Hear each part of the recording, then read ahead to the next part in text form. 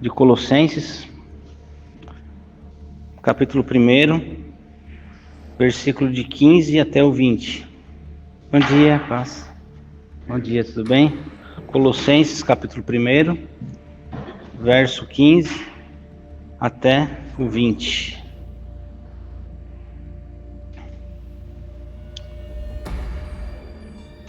Bíblico de Colossenses, capítulo 1, verso 15 até o 20. Ele é a imagem de Deus, ele é a imagem do Deus invisível, o primogênito de toda a criação, pois nele foram criadas todas as coisas, nos céus e na terra, as visíveis e as invisíveis, sejam tronos, soberanias, poderes ou autoridades. Todas as coisas foram criadas por ele e para ele. Ele é antes de todas as coisas e nele tudo subsiste. Ele é a cabeça do corpo, que é a igreja. É o princípio e o primogênito dentre os mortos, para que em tudo tenha supremacia. Pois foi do agrado de Deus que nele habitasse toda a plenitude, e por meio dele reconciliasse consigo todas as coisas, tanto a que estão na terra, quanto a que estão nos céus, estabelecendo a paz pelo seu sangue derramado na cruz. Amém. Hoje, o nosso calendário cristão, ele aponta para Jesus Cristo, o Rei do Universo. E hoje o texto escolhido, ele aponta para essa dimensão de celebrarmos Jesus Cristo como o Rei do Universo. Para isso, tem na minha fala 3 pontos, dos quais eu queria compartilhar para o nosso entendimento. O primeiro dele é Jesus, ele é o Rei da criação. Jesus Cristo esteve presente quando da criação da terra, do início, quando tudo começou. E aqui o texto que nós lemos fala, pois nele foram criadas todas as coisas, tudo que subsiste. Então, Jesus como o Rei do Universo, ele aponta não apenas como ser um criador, mas também aquele que sustenta a nossa vida. Falando agora um pouco da situação do presbítero Eli, da sua família, nós vemos a mão de Deus, né? Ouvindo até mesmo o testemunho que a prima dele compartilhou, muito forte. Se os irmãos quiserem, depois eu posto no grupo da igreja. Primeiro eu vou só ver com ele se ele autoriza, né? Mas é um testemunho muito forte, e nós vemos que a nossa vida está nas mãos de Jesus Cristo. Nele subsiste todas as coisas. Às vezes nós fazemos planos, nós planejamos a nossa vida, nós temos uma dimensão daquilo que queremos, do que queremos fazer, mas temos que reconhecer que Jesus Cristo, ele é o pilar, ele sustenta a nossa vida. E aí também isso nos faz pensar que temos que confiar em Jesus. Confiar naquele que cremos. Quando falamos assim, Jesus, faça a sua vontade no meio de nós. E aí a gente lembra que nós temos vontades. Nós temos ambições. Será que, às vezes, as ambições que temos, as vontades que temos, os nossos desejos agradam a Deus? E, portanto, nesse primeiro ponto de reflexão, eu queria convidar você para fazer isso, esse desafio, né? Jesus, faça a sua vontade na minha vida, mesmo quando a sua vontade não é aquilo que me agrada, mesmo quando a sua vontade não é aquilo pelo qual até mesmo nós estamos orando. Bom dia, a paz. Inclusive, quando passamos por dificuldades, lembrar que essas dificuldades estão na mão de Jesus. Eu estive visitando a diaconisa Sônia ontem e compartilhei com ela o texto bíblico, tudo posso naquele que me fortalece. E aí, lendo os versículos anteriores, a gente, apenas aquele versículo chave, né? É bonito, né? Tudo posso naquele que me fortalece. Um slogan, né? Mas Paulo fala das adversidades, Paulo fala das lutas. E seja nos momentos bons do seu ministério, nos momentos ruins, ele afirma isso, né? Tudo posso naquele que me fortalece. Ele nos fortalece nos momentos mais difíceis de nossas vidas. E também ele fortalece nos momentos bons. Mas em todos os momentos declarar que Jesus, né? Nós podemos todas as coisas em Cristo Jesus. Segundo ponto para essa reflexão dessa manhã é que Jesus, ele é o rei da igreja. Quem é o cabeça da igreja? É Jesus. A reforma protestante fez essa reflexão. Até então, o cabeça da igreja era o Papa. Ele era a autoridade maior da igreja. Tanto é que ele é infalível. Não sei se hoje ainda é reconhecido como infalível o Papa. O cabeça, né? Mas não chega a ser mais infalível, né? Isso caiu, né? Mas até então a reforma tinha o lance de ser infalível. Ou seja, era como o Ricardo falou. Ele é o representante da parte de Deus aqui na Terra. E tudo de autoridade é reconhecida pelo Papa. A reforma protestante falou assim, não.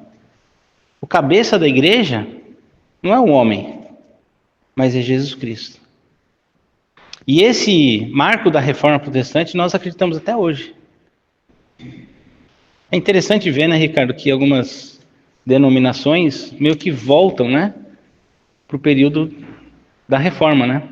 Intitulando uma pessoa como cabeça da igreja. Antes da reforma. E aí, esse cabeça da igreja, né, que são os apóstolos do nosso dia, né, eles têm a mesma autonomia que o Papa tinha antes da reforma. É interessante pensar, né? Quer dizer, o povo volta àquilo que foi uma conquista da reforma. Né? Mas nós, como somos uma igreja presbiteriana, né, nós não temos essa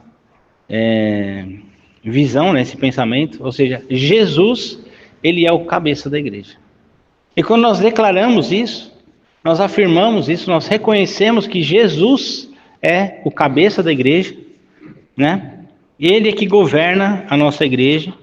E por isso, antes de nós fazermos as nossas reuniões administrativas com o conselho, com a liderança, ou antes de ouvirmos a palavra de Deus, nós fazemos uma oração pedindo a direção daquilo que vamos fazer, daquilo que vamos discutir, daquilo que vai ser tratado, ou até mesmo daquilo que vai ser pregado. Para que o pastor, o pregador, o presbítero se esvazie de si mesmo e seja naquele momento a voz de Deus, mas é Cristo o cabeça da igreja. Ele é a cabeça do corpo que é a igreja. E nós temos que saber que Jesus Cristo governa a nossa igreja. E quando nós falamos isso, nós temos que lembrar que Jesus, ele, nessa terra, trouxe ensinamentos de sabedoria. Não é verdade? Quem aqui lembra de algum ensinamento de sabedoria que Jesus ensinou aqui na terra? Que as pessoas esperavam uma resposta e Jesus, com sabedoria, foi lá e deu um ensinamento. Alguém lembra de algum? João 8, né?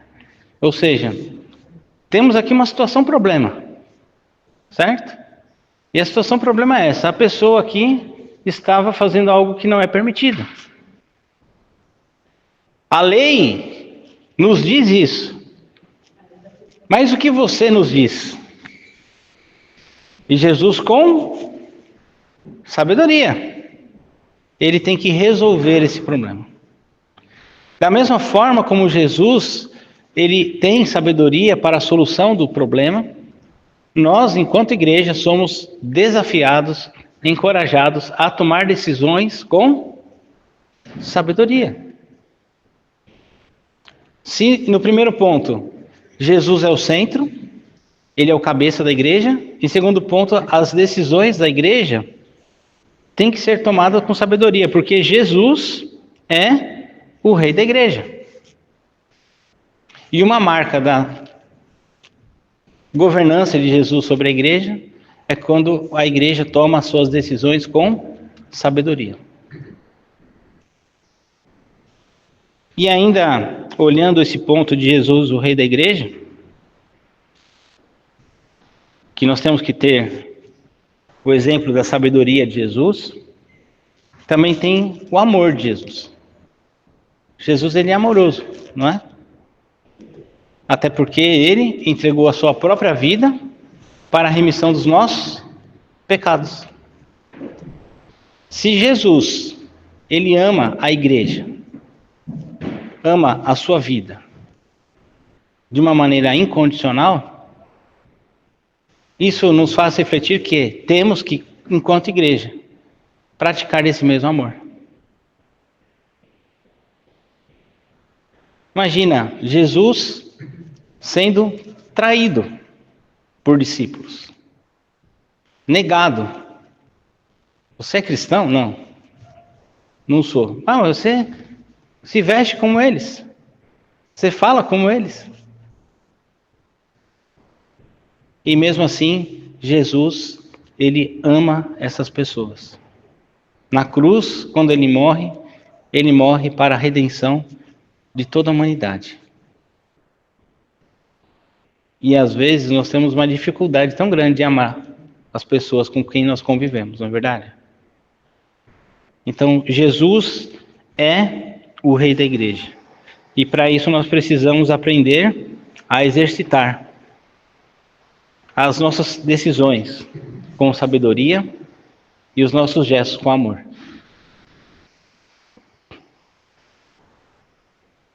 Temos que submeter como liderança, como igreja, de viver de modo que temos que refletir sobre o reino de Deus. Por último, Jesus é o rei da redenção. Jesus, o rei da redenção, e aqui finalizando o texto, por meio dele reconciliou consigo todas as coisas, estabelecendo a paz pelo seu sangue. Como rei, Jesus traz a redenção e a reconciliação por meio do sacrifício da cruz. Nós cantamos isso, né? Pela cruz me salvou, né? A redenção pela cruz, o gesto salvífico de Jesus é a concretização do plano de Deus para a humanidade. E embora na cruz, instantes antes de ser pregado, colocaram uma coroa na cabeça de Jesus, com um símbolo de chacota, de ridicularizar a figura de Jesus Cristo, mas foi na cruz que ele consolidou a remissão dos nossos pecados. A sua morte, a dor e a sua ressurreição. Promove para nós a vida eterna. E essa redenção promove não apenas a redenção, como a reconciliação com Deus dos nossos pecados. Jesus é então o centro da vontade de Deus para as nossas vidas. Somos chamados nessa manhã para anunciarmos essa palavra que nós recebemos, que Jesus é o Rei do Universo. Jesus é o Rei da igreja. E Jesus é o Rei nas nossas vidas. Que Deus nos abençoe nessa manhã.